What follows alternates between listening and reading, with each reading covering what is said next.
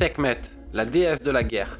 Sekhmet est une déesse fascinante et puissante du panthéon égyptien, vénérée et crainte pour son rôle complexe en tant que destructrice et guérisseuse. Elle est l'une des plus anciennes divinités égyptiennes et sa présence dans la mythologie a laissé une empreinte indélébile dans l'histoire de cette civilisation ancienne. Sekhmet est souvent représentée comme une femme majestueuse avec une tête de lionne, parfois portant un disque solaire sur la tête. C'est un symbole de sa connexion avec le soleil et de son pouvoir destructeur.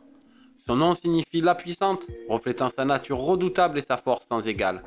Elle est également associée à la couleur rouge, qui symbolise la violence et le chaos, et sa capacité à infliger la maladie et la guerre. En tant que déesse de la guerre et de la destruction, Sekhmet était une force à craindre. Sa force et son tempérament ardent étaient si redoutables que sa seule présence suscitait la terreur. Le mythe le plus célèbre et le plus révélateur de sa nature impétueuse et destructrice est celui de l'épisode où elle fut envoyée par le dieu solaire Ra pour châtier l'humanité rebelle.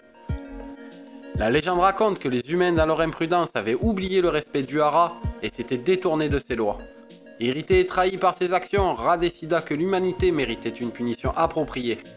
Ainsi il libéra Sekhmet, la puissante déesse à la tête de lion, pour déchaîner sa colère sur les hommes. La colère de Sekhmet était aussi féroce que le feu du désert. Elle déferla sur la terre avec une telle intensité que même Ra en fut effrayé. Elle déchaîna sa fureur sur l'humanité. Sa soif de vengeance était si insatiable qu'elle menaça d'éliminer toute vie sur terre. La terre était inondée de sang et la déesse ne semblait pas s'apaiser. Ra, dans ce chaos, réalisa l'erreur qu'il avait commise en la libérant, alarmé par l'éventualité de la disparition totale de la vie sur terre. Il a donc rusé pour arrêter Sekhmet. Il fait teinter une grande quantité de bière en rouge pour qu'elle ressemble à du sang et la répand sur le champ de bataille.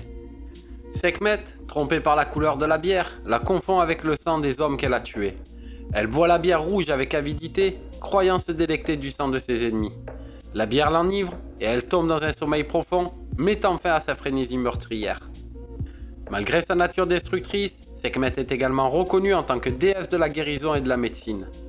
Malgré sa nature féroce, elle possédait un savoir médical profond et un pouvoir de guérison exceptionnel.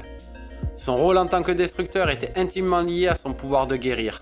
Elle était la maladie et le remède, le chaos et l'équilibre. Elle avait la capacité de déclencher des épidémies dévastatrices, mais elle avait aussi le pouvoir de guérir ces mêmes épidémies. Ainsi Sekhmet était souvent invoqué par les guérisseurs et les médecins de l'Égypte ancienne, non seulement pour son pouvoir de guérison, mais aussi pour ses connaissances dans les remèdes. Elle était considérée comme la maîtresse de la médecine, détenant le secret de la vie et de la mort. Les prières pour la santé et la guérison étaient souvent adressées à Sekhmet et elle était respectée comme une source de réconfort en période de maladie. Sekhmet était l'objet d'un culte majeur dans l'Égypte ancienne.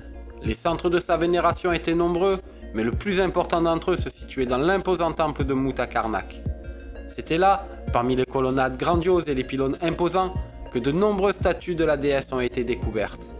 Ces statues de Sekhmet, souvent sculptées dans de la pierre noire ou grise, servaient de point de focalisation pour son culte. Et les fidèles venaient présenter des offrandes, priant pour sa protection et la guérison, ou cherchant à apaiser sa colère destructrice. Chaque année, lors d'un festival spécial, les fidèles de Sekhmet se rassemblaient pour honorer la déesse et se rappeler la légende de son apaisement par Ra. Pendant ce festival, qui faisait partie intégrante du calendrier religieux égyptien, les participants buvaient de la bière teintée de rouge.